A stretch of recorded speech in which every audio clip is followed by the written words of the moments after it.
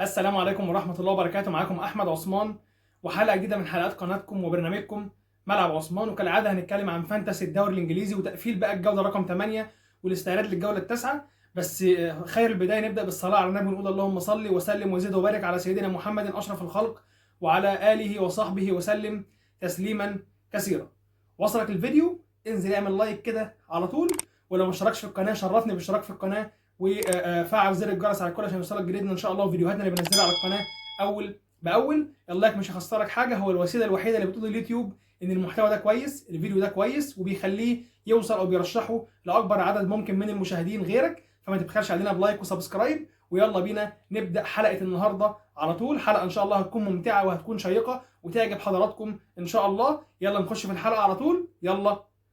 السلام عليكم ورحمة الله وبركاته، مرحبا بحضراتكم من جديد، يا رب تكونوا في وافر من الصحة والسعادة. طبعا انتهت الجولة رقم 8 من فانتسي البريمير ليج، تابعناها كلنا طبعا وتابعنا النتائج وشفنا النقاط. طبعا في البداية سيب لي كومنت قول لي جبت فيه قول لي جبت كام نقطة في الجولة رقم 8، وقول لي كمان مين الكابتن بتاعك في الجولة الثامنة ومين نجم الجولة ومين خازوق الجولة بالنسبة لك.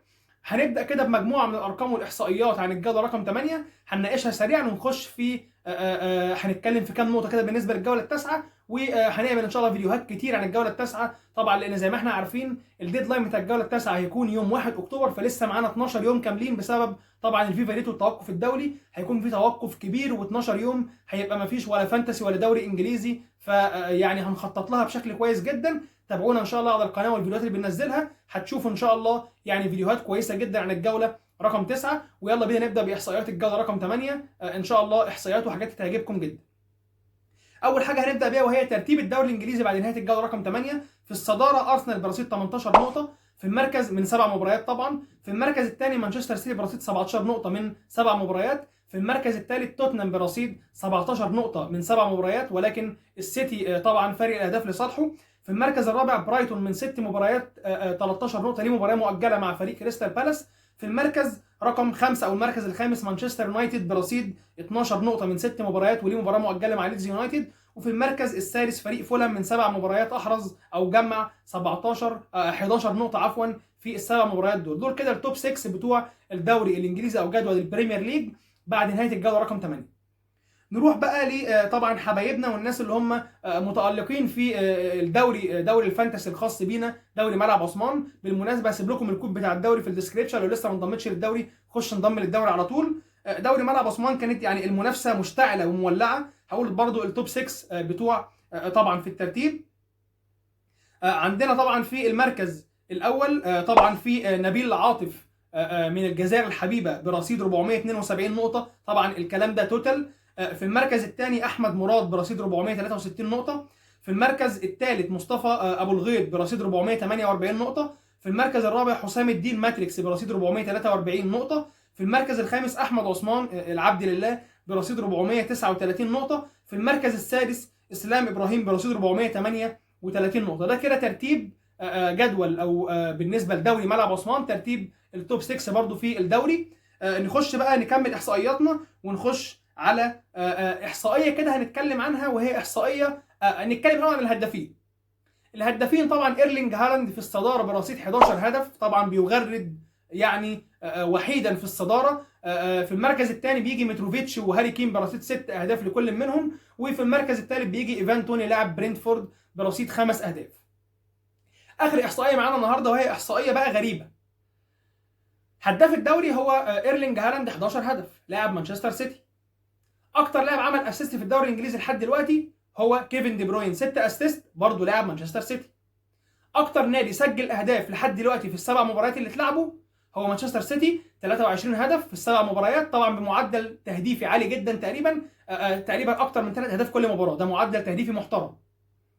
اخر حاجه واخر احصائيه وهي الموست باسز، اكتر فريق عمل باصات في الدوري الانجليزي لحد دلوقتي وهو برضه مانشستر سيتي برصيد 5077 باص.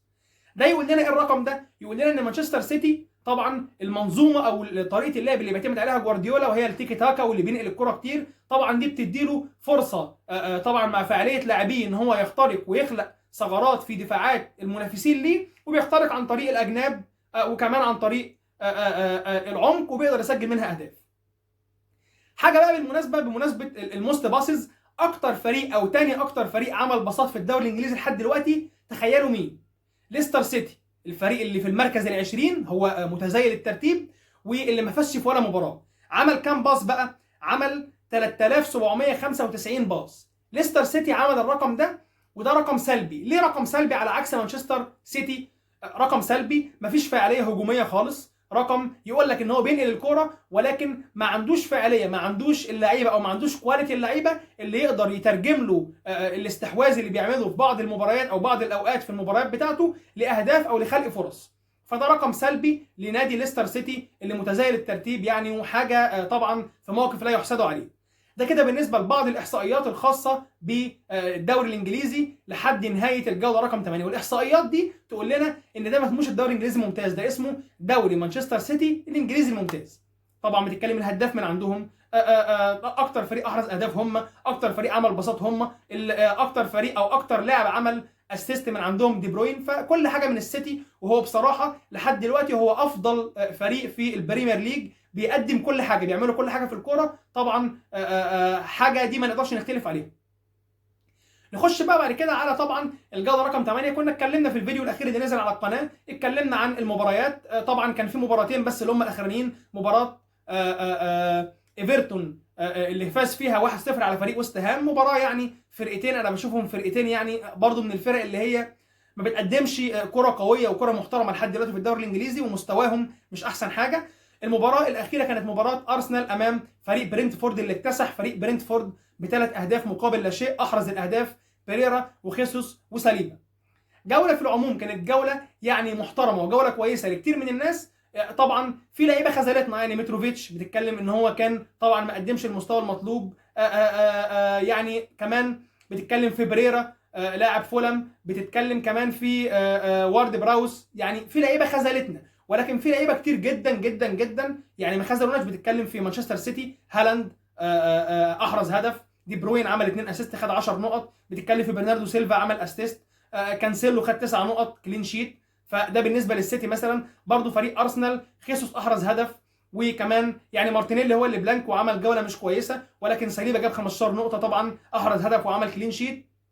رامسديل برضو الكلين شيت طبعا. فكانت جوله كويسه جدا، جوله كويسه بالنسبه لتوتنهام طبعا لما كسبوا 6-2 فريق ليستر سيتي. هاري كين احرز هدف وعمل اسيست.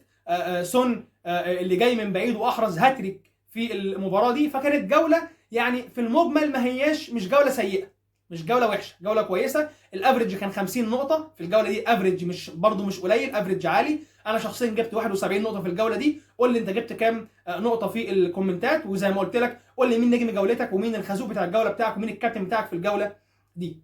بالنسبه للجوله التاسعه ان شاء الله احنا قلنا لسه قدامنا 12 يوم على بدايه الجوله التاسعه. هعمل لكم فيديو نصايح للجوله التاسعه، وهعمل فيديو منفصل لتشكيله وايلد كارد للجوله رقم 9.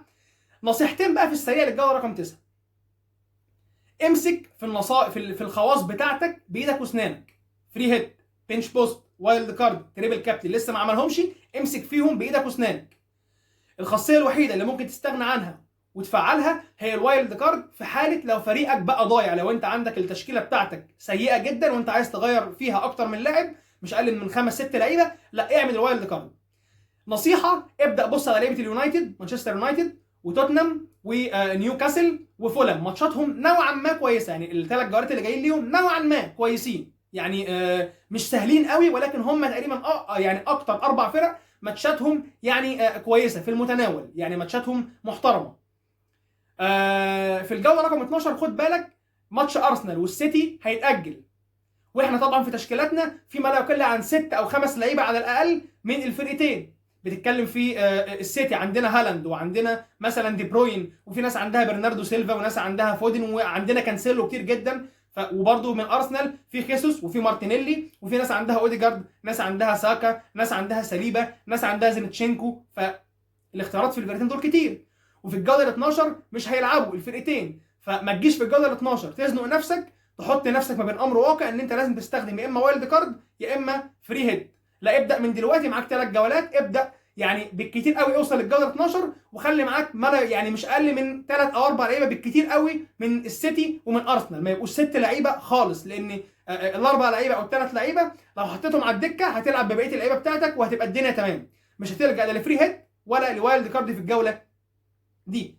ده كده يعني نصيحتين سريعتين، ولكن دي مش كل النصايح. لسه طبعا في توقف دولي، هنستنى شويه على الحلقه النهائيه او الحلقه الختاميه لنصايح الجوله التاسعه وافضل تشكيل للجوله التاسعه، عشان في توقف دولي ولسه ما نعرفش، ممكن يكون في اصابات لبعض اللاعبين في المشاركات الدوليه مع منتخباتهم وهكذا، فدي هنسيبها شويه. ولكن ان شاء الله زي ما وعدتكم هيكون في تغطيه كويسه جدا للجوله رقم 9، هعمل لكم فيديو لتشكيله وايلد كارد محترمه، وهعمل لكم برضو فيديو لتشكيله نصايح وحاجات كده عامه وشامله للجوله رقم 9.